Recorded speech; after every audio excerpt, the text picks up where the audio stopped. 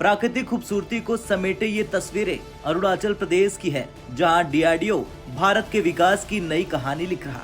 सीमा पर सैनिकों की मदद के लिए ये जहां एक ओर नए नए हथियारों और तकनीक विकसित कर रहा, तो वहीं दूसरी ओर चीन की सीमा से लगे पूर्वोत्तर राज्यों के लोगों के जीवन को आसान बनाने के लिए रोजगार के साधन भी तैयार कर रहा, उन्हें जीवन यापन की व्यवस्था के लिए नई तकनीक से रूबरू करा रहा।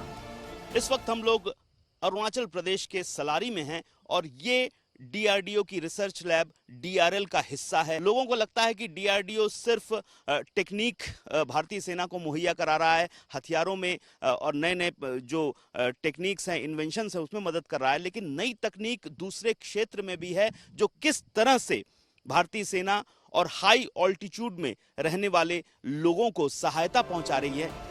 डीआरडीओ की लैब डीआरएल ने अरुणाचल प्रदेश में अब उन फलों की खेती को भी आसान बना दिया जो पहले यहाँ नामुमकिन थे। अब यहाँ भी आम, अनार और नारंगी जैसे फलों की खेती की जा रही। इलाके के लोगों को इसका प्रशिक्षण भी दिया जा रहा।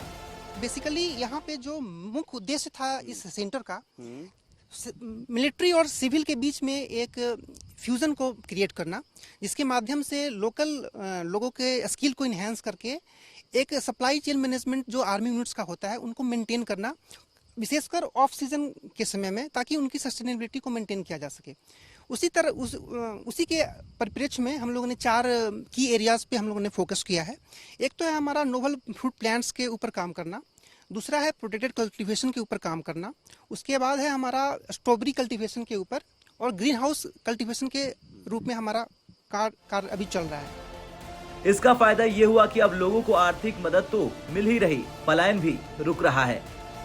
सालारी के अलावा तवांग में भी डीआरएल की एक यूनिट सब्जियों और फसलों पर काम कर रही है। डीआरएल के वैज्ञानिक किसानों को लगभग 10,000 फीट की ऊंचाई पर भी ग्रीन हाउस तकनीक से स्ट्रॉबेरी, गोभी, पत्ता गोभी और कई विदेशी सब्जियां उगाना सिखा रहे हैं और किसान इसका फायदा भी उठा रहे हैं। हम हाई क्रॉप फार्मिंग करके उससे हमको अपना जो है आमदनी जो है बढ़ाने में काफ़ी मदद मिला है।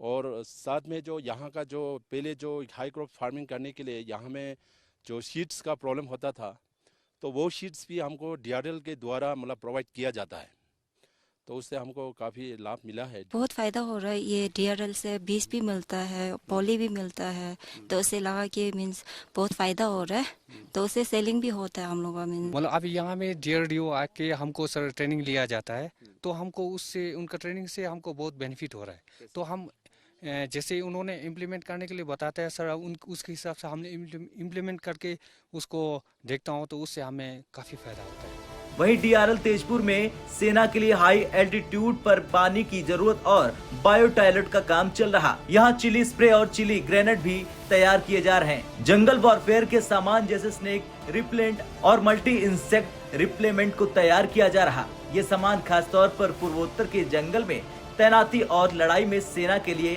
खास मायने रखते हैं। डीआरएल ने हाई एल्टीट्यूड में सेना के लिए बायो टॉयलेट भी बनाए हैं। इसके अलावा पहाड़ों पर सेना के पीने के लिए पानी, खास तौर पर तैयार वाटर टेस्टिंग किट और आयरन रिमूवल यूनिट भी सेना को सौंपी जा चुकी है।